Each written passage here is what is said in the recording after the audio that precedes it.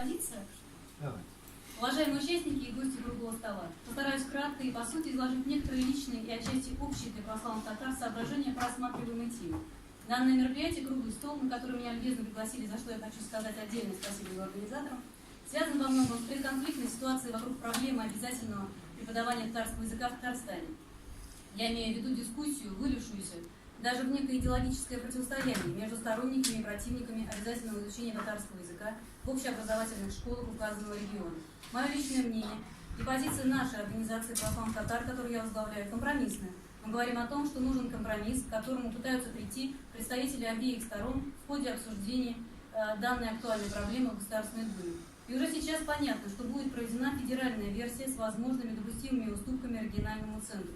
Но мы, православные татары, говорим именно о компромиссном решении, потому что мы, как татары, озабочены тем, что все меньше и меньше людей говорят на татарском языке. Идет потеря татарского языка, сужается область его применения, а татарский язык является культурным достоянием не только самих татар или одного из российских регионов Республики Татарстан, но и всей российской гражданской нации, русской цивилизации, как наследница не только Византии, но и великого монгольского улуса и Золотой Орды.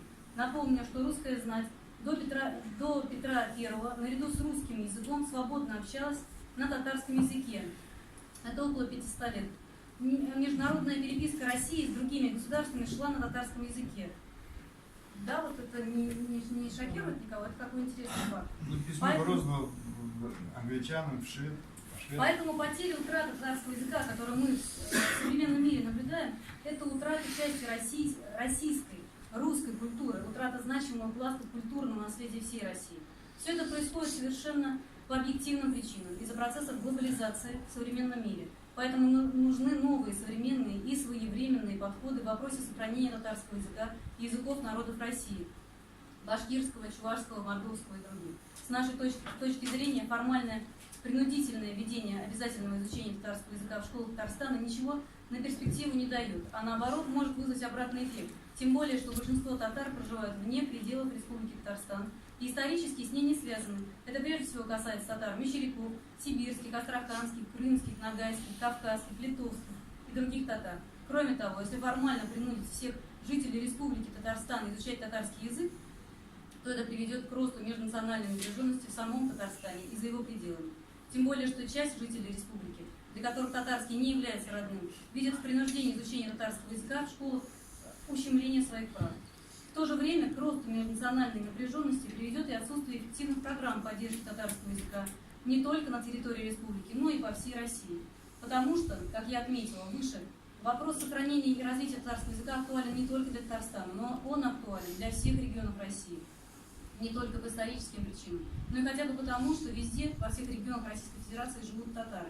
В том числе вопрос сохранения и развития татарского языка особо актуален для Башкортостана, Чувашии, Мордовии, Крыма, Москвы, Нижегородской, Ульяновской, Пензенской, Астраханской, Тюменской и других областей.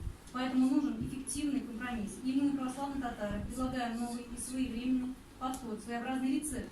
Подход через развитие и расширенное использование татарского языка в богослужении. Вот его суть.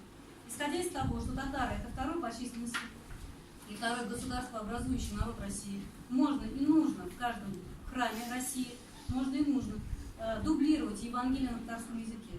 А в самом Татарстане, в русских селах дублировать не только Евангелие, но и чтение апостолов и некоторых псалмов на татарском языке. В чисто татарских населенных пунктах, крещено-татарских, крещенских, богослужение должно быть полностью на татарском языке. В городах же Татарстана в каждом храме богослужение должно быть в равной мере, как на славянском, так и на татарском дублировании Евангелия апостола на церковно-славянском языке. По такому же принципу внедрять православное богослужение и языки других народов России в местах компактного их проживания – башкирский, чувашский, мордовский и так далее. При этом татароязычные приходы должны быть во всех городах России, в том числе в городах и сельских населенных пунктах Татарстана, а управление ими передать экстерриториальной Сарайской епархии, Московской областной епархии, в которой специально для этих целей необходимо ввести должность татарского векарного епископа. Таким образом, в массовом сознании представителей разных народов России произойдет сакрализация татарского языка, что погасит межнациональную рознь и повысит желание добровольного изучения татарского языка не только у татар, но и представителей других народов, о чем свидетельствует положительный опыт деятельности татарских православно-христианских общин. Обо всем этом подробно говорилось в первой, второй и особенно в третьей православно-татарской конференции 2018 года. и отражено в соответствующих резолюциях. Последние две конференции прошли как татарские секции международных рождественских образовательных чтений в формате круглых столов. Но, к сожалению, данные важнейшие мероприятия не получили соответствующей информационной поддержки. Мало того, фиксировались случаи погасить информационное влияние результатов данных мероприятий. Итак, подведем итог.